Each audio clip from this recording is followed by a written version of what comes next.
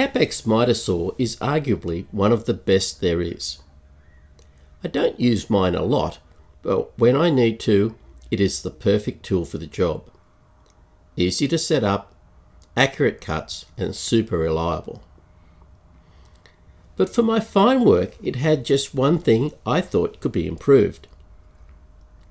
The insert on the table has a lot of clearance for the blade, which can lead to some tear out. Some might say that a zero clearance insert is not recommended on the Kapex, but to the contrary, Festool actually show you how to make one in the owner's manual. The first one I made was from a piece of MDF. This needed to be plain to thickness, drilled and countersunk. It worked fine.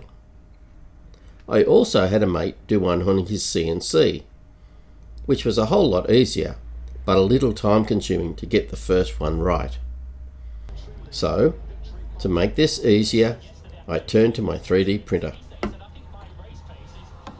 Due to the size constraints on my printer, I print this in 2 parts, then assemble with a little CA glue using some scrap melamine for alignment. It is an easy job to remove the standard plastic fittings. You just need a Torx T15 driver bit, then clean out the cavity and make sure no dust is contaminating the mounting flats, and replace with the newly printed part.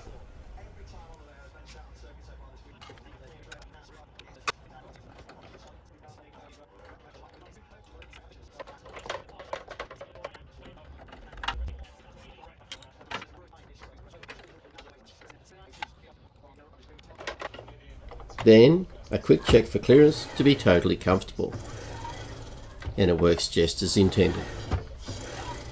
A fast and easy upgrade for your Kapex. Links below if you're interested in getting the print files or buying one ready-made. Thanks for watching.